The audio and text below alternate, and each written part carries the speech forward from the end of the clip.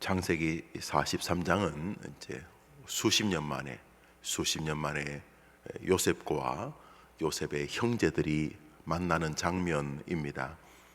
형들이 요셉을 어린 시절에 이제 죽일까 도모하다가 죽이지 말자 뭐 이렇게 하다가 그래 팔자 이렇게 해서 이제 다시는 돌아올 수 없는 아주 먼 곳으로 팝니다.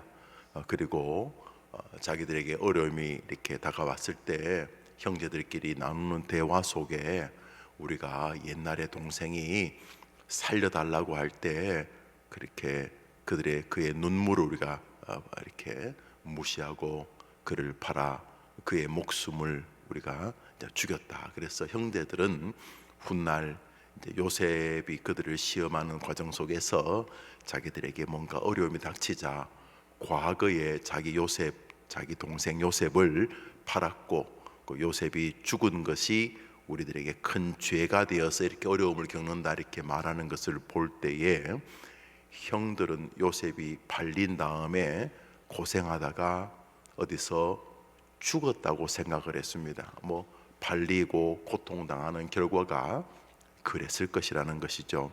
요셉이 안 죽었죠. 하나님이 요셉을 준비시키고 훈련시키셔서 요셉이 이제 애굽의 총리가 되었고 나라가 여러 해 동안 흉년이 되면서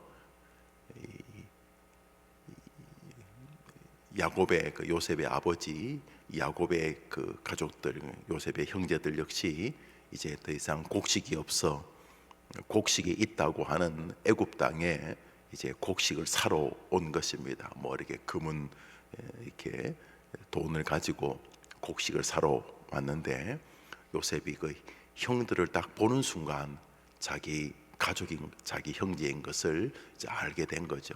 그래서 요셉이 형들을 요셉의 궁궐로 그러니까 요셉 총리가 사는 이제 쉽게 말하면 궁궐 안에 있는 관사로 이제 불러서 이제 식사를 대접하는 장면이 오늘 본문입니다.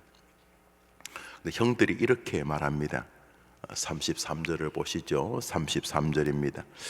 그들이 요셉 앞에 앉되 그들이 나이에 따라 앉히게 되니 그들이 서로 이상히 여겼더라. 요셉의 이제 형제들이 쭉 있는데 12명 아들이 12명인데 자기를 제외하면 11명이 이제 온 거죠. 11명이 왔는데 제일 큰 형이 루벤이었습니다. 루벤, 시므온, 레위, 유다, 스불론, 갓 이렇게 이사갈, 단, 갓, 아셀, 납달리 그 다음에 자기 빼고 베냐민까지 벌써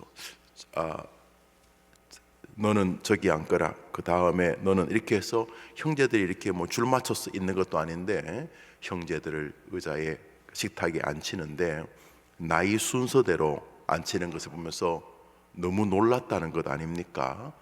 처음 보는 것도 애굽의 총리가 그때까지 애굽의 총리는 그들이 못 알아듣도록 애굽말로 했을 텐데 애굽말로 형제들을 식탁에 이렇게 보면 상석이 있지 않습니까? 순서대로 이렇게 앉히니까 깜짝 놀랐다는 거죠. 아니 어떻게 저 사람이 우리를 이렇게 뭐 나이 차이가 거의 뭐 비슷할 텐데 뭐 심지어는 태어나서 형이 나보다는 뭐 한 6개월 빨리 태어났지만은 키는 내가 훨씬 더 크고 또 형제들 가운데 어떻게 어떤 형제는 동생인데도 뭔 고생을 많이 한 것 같이 형보다 나이가 들어 보이는 동생도 있잖아, 그죠? 또 형은 뭐 어떻게 뭐 늘 좋은 로션을 바르고 살았는지 또 동생보다 한 3살 좀 더 적게 보이는데 또 그 사람이 형일 수도 있고 여튼간에 이거 그것도 사막에서 이렇게 막 먼지를 덮어쓰고 왔는데 어떻게 우리를 이렇게 순서대로 나이 순서대로 앉히냐 해서 보면 성경에서 형들이 놀랐다 이렇게 되어 있습니다. 그리고 음식을 쭉 나눠주는데 그 중에 나머지 형제들은 이복 형제들입니다. 야곱에게는, 이렇게 요셉의 아버지 야곱에게는 부인이 4명이 있었는데 요셉과 베냐민은 라헬의 그 소생들입니다. 요셉과 베냐민은 아버지 야곱이 정말 사랑했던 여인 라헬의 출생들이고, 나머지 루벤, 시몬은 이제 뭐 레아, 비라 뭐 이렇게 서로 다른 엄마의 자식들이지만 뭐 아버지는 같으니까. 그런데 자기 친동생 베냐민에게는 우리 성가대는 치킨을 시키면 뭐부터 드시기 시작하십니까? 닭다리. 한국 사람들은 닭다리를 좋아하는데 이 서양 사람들은 이 가슴살을 먼저 손을 댑니다. 우리하고 좀 먹는 게 다른데, 여튼간에 이렇게 쭉 이렇게 음식이 뭐 충분했는데 베냐민에게는 남들보다 음식을 5배나 더 주었다. 야, 이거 너무 과한 거죠. 그 애가 무슨, 남들은 다 이렇게 갈비탕 한 그릇씩 먹는데 쟤한테는 5그릇 갖다 줘라 뭐 이렇게 하니까, 제 베냐민이 제일 막내인데 베냐민에게는 음식을 주되 34절에 보면 다른 사람보다 5배나 더 줬다는 거예요. 자기 친동생의 얼마나 보고 싶었겠어요. 친동생이었다. 그리고 이게 성경의 끝이 납니다. 다시 44장이 시작이 됩니다. 여기 중요한 것은 요셉이 형제들을 만났을 때 정확하게 그들의 나이 순서대로 앉았고, 왜냐하면 요셉이 잘하니까.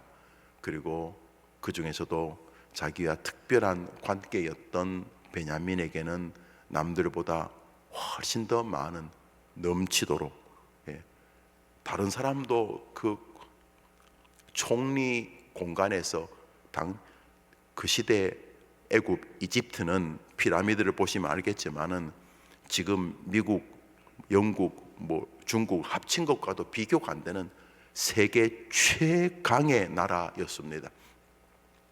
그 나라에서 총리가 자기 형제들을 수십 년 만에 만나서 음식을 대접하는 자리는 정말 넉넉한 자리였을 것입니다. 그러니까 뒤에 보면 5배를 가진 베냐민만이 아니라 그의 모든 사람들이 요셉과 함께 마시며 요셉과 함께 즐거워하였다는, 총리와 함께 모두가 즐거워할 만큼 넉넉한 잔치 자리에 베냐민은 다른 사람들도 넉넉하고 즐거운데 5배나 더 요셉에게 은혜를 입었다, 요셉이 은총을 베풀었다, 이런 해프닝 같은 이야기입니다.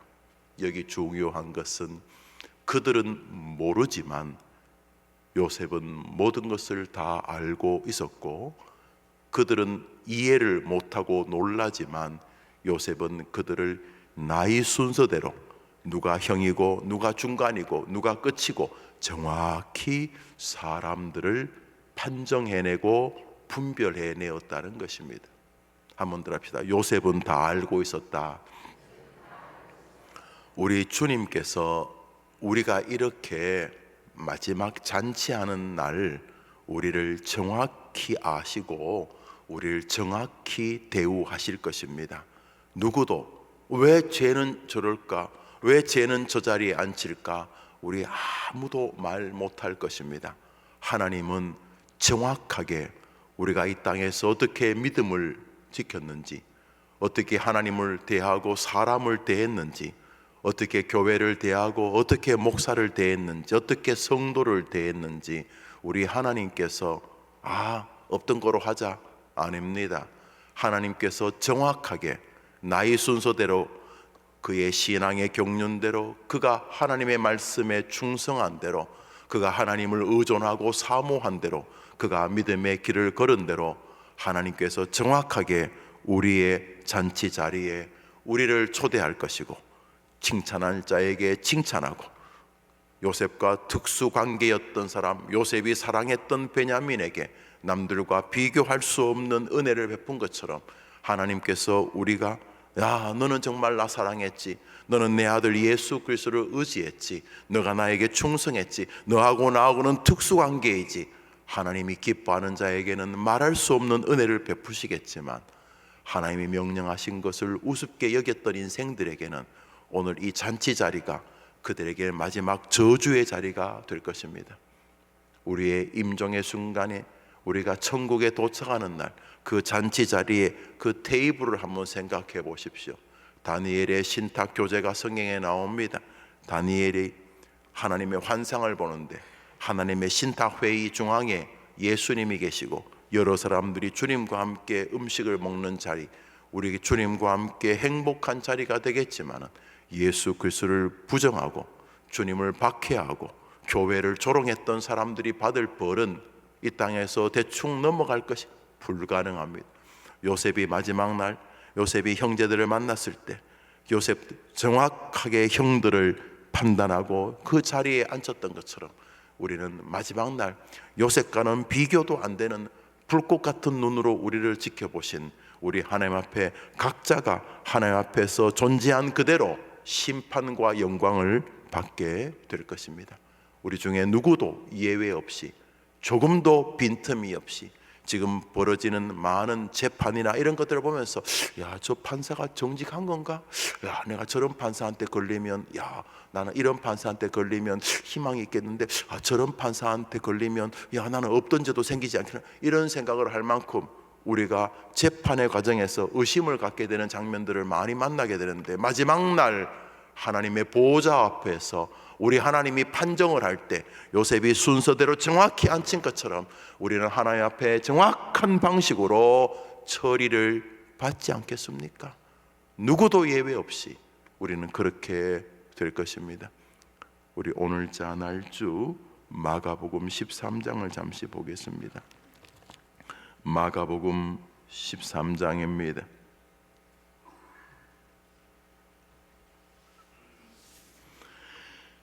우리 18절을 한 절 읽겠습니다. 우리 18절을 한 절 읽겠습니다. 자, 읽읍시다. 시작. 일이 겨울에 일어나지 않도록 기도하라.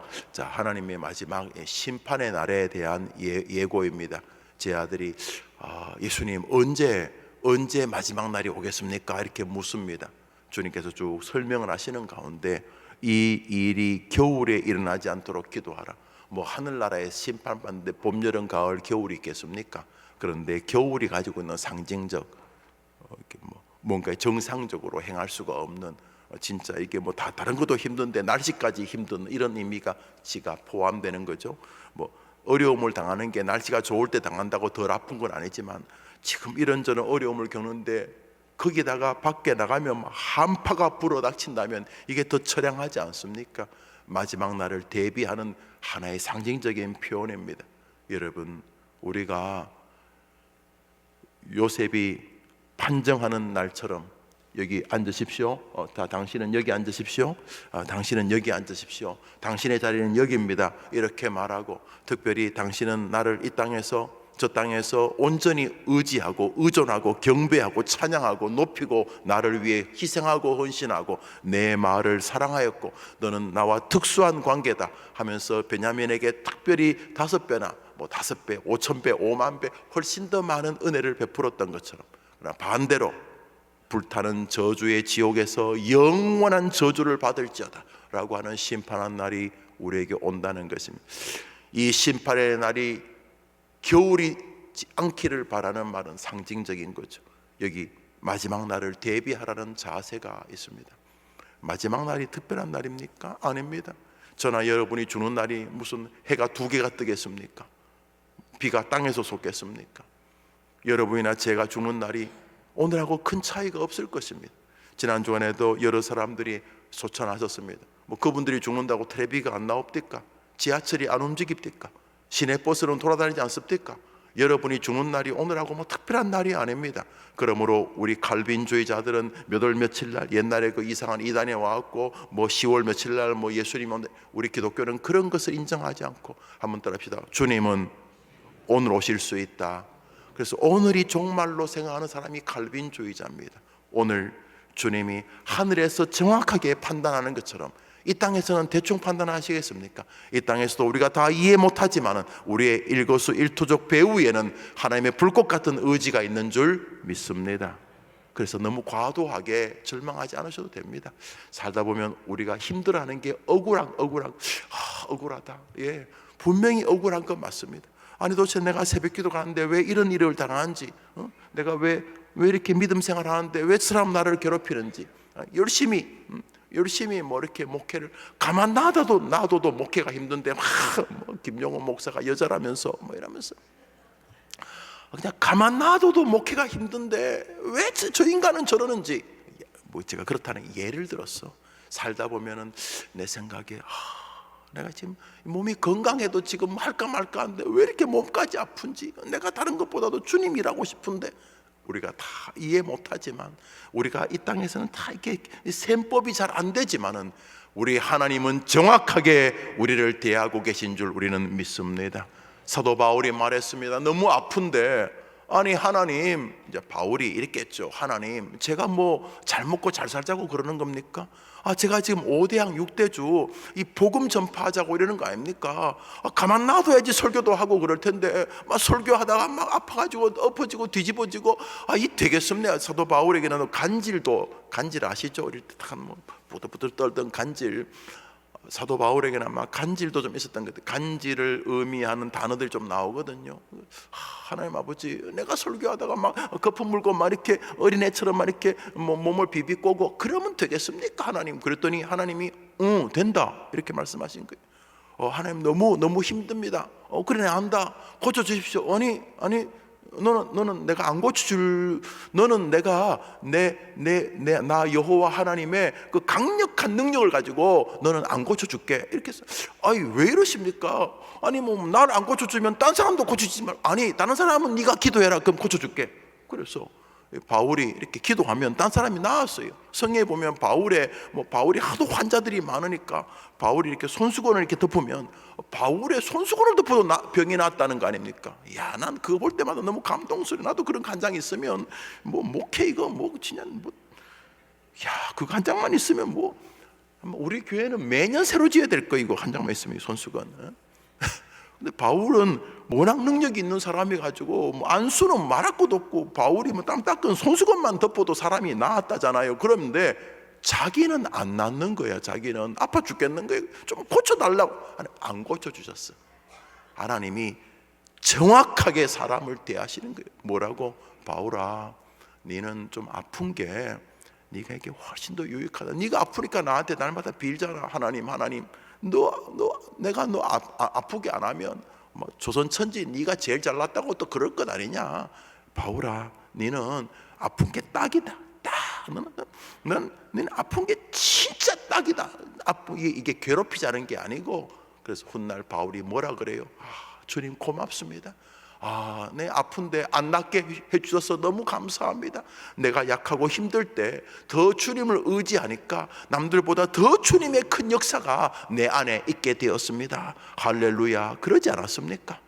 요셉이 형제들을 정확히 판정하는 것처럼 하나님은 저 하늘에서도 지금도 우리를 가장 정확히 대하고 계시는 줄 믿으시기 바랍니다. 과도하게 억울해하지 마시고, 또 과도하게 남이 여러분을 인정해주면 고맙지만 또 우리 시대는 또 이상하게 길을 쓰고 인정하지 않는 시대잖아요. 그 남이 인정해주는 건 참 고맙지만 인정을 안 해줄 때, 조금 약간 좀 서운할 때, 그때 그거는 내 느낌이고, 그 바울이 그 아픈 것 같은 내 느낌이고, 내가 저 사람이 나를 조금 인정 안 해주는 게 이게 한번 답시다. 이게 딱이다.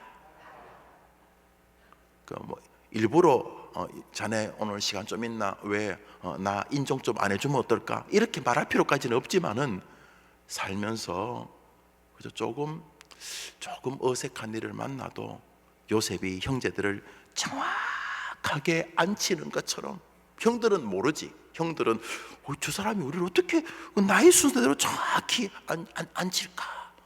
여러분 생각해 보십시오. 형제들이 요셉 이 총리 앞에, 그때는 이제 요셉이 얼굴도 가리고 있으니까 뭐 이렇게 좀 버들버들 떨고 총리 그때 애굽의 총리는 뭐 날아가는 새도 한마디로 떨어지는 그 엄청난 권세자인데, 요셉이 애굽 말로 중간에 세 번째 있는 너 여기 앉아, 너 루벤 큰형이야. 그다음에 저 그 뒤통에 있는 너 시므온 이리 앉아. 그래서 루벤, 시므온, 레위, 유다 이렇게 순서대로 다 앉으니까 형제들이 너무너무 놀란 거야. 아니 11명을 어떻게 나이 순서대로 다 앉아? 나이 순서대로. 왜? 요셉이 다 아니까. 왜? 하나님 다 아시니까. 한번 더 합시다. 하나님 다 아시니까. 특별히 이 땅에서는 뭐 고개처럼 왔다리 갔다리 하겠지만 마지막 날은 여러분이 겪을 일은 눈꼽만큼도 잘못되지 않을 것입니다. 정확하게 하나님이 김용우에게, 여러분에게 받아야 할 상과 주셔야 할 때의 징계를 우리는 받게 될 것입니다. 정확하게.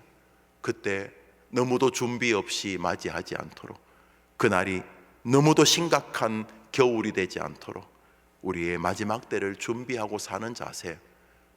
여러분, 내일 죽을 사람이 오늘 그렇게 뭐 싸우겠습니까? 여러분, 내일 죽는데 여러분이 목사하고 그래 싸우겠습니까? 여러분, 성가대 말해보세요. 아니 모레 죽으면 그래도 한번 싸우게 보겠지만 내일 죽는다. 내일 죽는데 오늘, 아니 내일 죽을 사람이 오늘은 뭐 그 사람하고 뭐 찢고 뽑고 하겠습니까?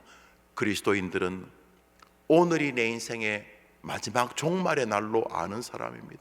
그 마음을 가지고 한 명이라도 더 충성하게 복음을 전하려고, 그것 때문에 살아있으니까. 그 복음을 전하려고 하는데 성질내면 그 사람에게 복음이 되겠습니까? 그러니까 오늘 마지막 종말의 날, 정확하게 나를 판정하실 주님 앞에 충성된 삶을 하루라도 더 살아보고 싶은 것이 성도의 삶이 되어야 한다는 것입니다. 마지막으로 우리 한 절 읽겠습니다. 오늘자 날주 로마서 13장입니다. 오늘자 날주 로마서 13장입니다.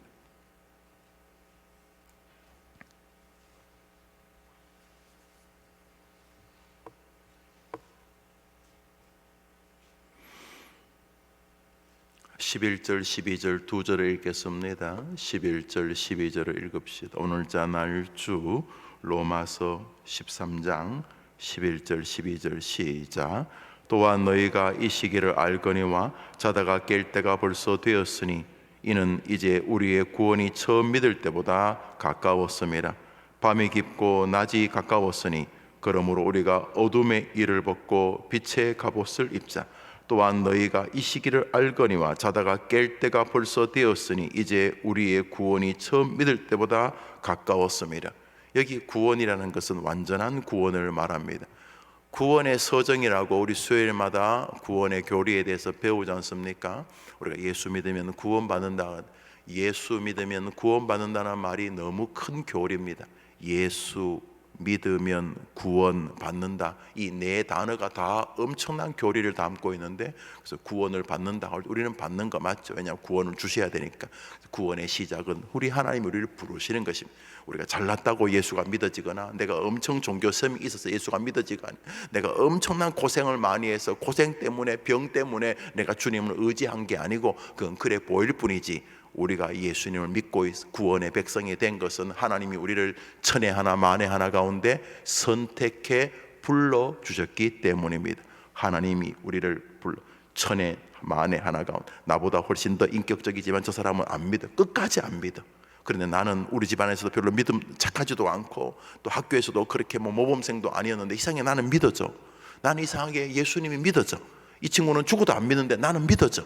왜 믿어지는가? 하나님이 우리에게 은혜를 베푸셔서 수많은 사람 가운데 우리를 구원으로 불러주셨기 때문입니다. 이것을 구원의 시작, 콜링, 소명, 부르심이라고 부릅니다. 소명, 중생, 회심, 신앙, 징의, 이런 과정을 통해 마지막 구원, 글로리피케이션, 영화, 우리가 그리스도와 함께 하나님의 나라에서 영원히 왕노릇하는, 여기 그리스도와 함께란 단어가 그리스도처럼, 우리가 그리스도처럼 더 이상 죄와 근심과 걱정이 없는, 하나님이 에덴에서 우리를 만드셨던 그 원래의 모습, 모든 천하 만물이 우리에게 복종하던, 그래서 우리와 그리스도와 함께 온 세상을 다스리는 우리가 하나님의 온전한 자녀, 그래서 영화의 단계, 우리가 마치 하나님처럼 되는 글로리피케이션, 소명의 저 콜링에서부터 영화라고 하는 이 우리 합동적 같으면 이 구원의 서정 9단계가 있는데 마지막 영화의 단계에서는 우리가 그날은 우리에게는 구원의 날이고 그리스도를 끝까지 이 땅에서 구주로 믿지 않았던 자들에게는 심판의 날이 되겠지만 우리 모두에게는 구원의 날이 다가오고 있습니다. 우리 모두에게는 요셉이 형제들을 정확히 안치는 그날 우리 인생이 만나게 된다는 것입니다. 그때는 요셉이 형제들을 정확히 앉혔지만 그때는 우리 주님께서 우리를 정확히 우리가 앉을 자리에 앉게 하실 것입니다. 영생을 얻는 사람은 영광의 자리로, 영벌을 받을 사람은 저주의 지옥의 자리로 정확히 우리를 보내시게 될 것입니다. 그날을 위하여 오늘 믿음의 갑옷, 빛의 갑옷을 입고 예수 그리스도를 의존하면서 내가 만날 마지막 심판의 날을 오늘 준비하고 사는 것이 얼마나 아름답습니까?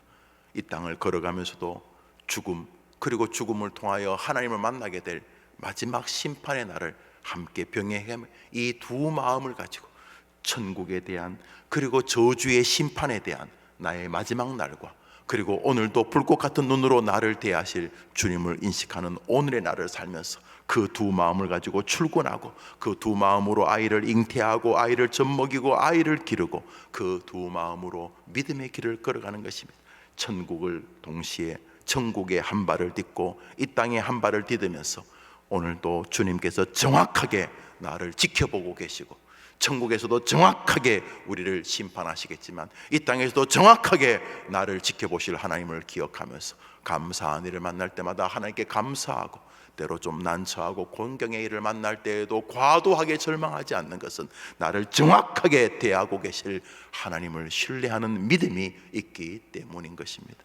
오늘도 내 마지막 날, 그렇죠, 우리가 다음 주일을 또 기다립니다.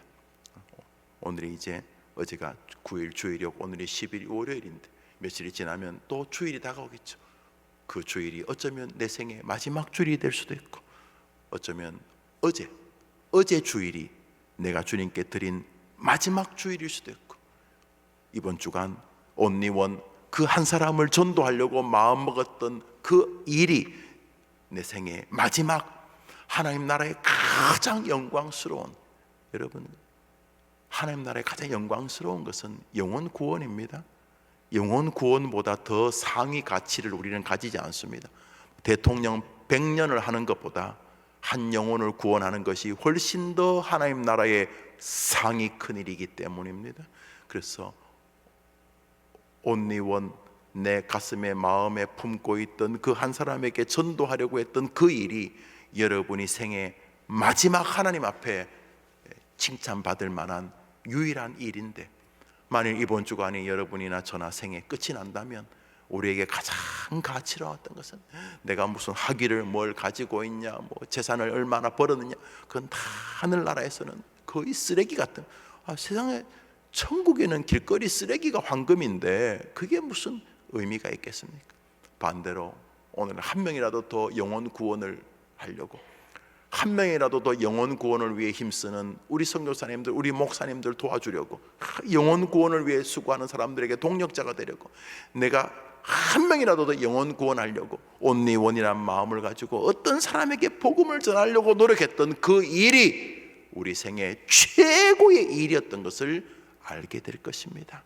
천국에 도착하는 날 우리가 이 땅에서 거의 다 쓰레기인데 그 중에 반짝반짝 빛나는 시간들이 있었는데 그 시간이 뭐냐면 생고생했던 그런 시간이 아니고 우리 인생에서 하늘에 도착할 때 우리 인생에서 대부분은 우리가 다 쓰레기죠, 우리 하는 일이. 그런데 우리 생애 70년 80년 생애 가운데 반짝반짝 빛나던 생애들은 주님을 경배하고 특별히 영혼 구원, 땅끝까지 이르러 내 증인이 되라는 그 주님의 마지막 명령을 말씀해 보고 한 명이라도 또 영혼을 구원하려고, 그게 자식일 수도 있고 부모일 수도 있고 친척일 수도 있고 한 명이라도 또 영혼을 구원하려고 노력했던 일들만이 여러분을 빛나게 하실 것입니다.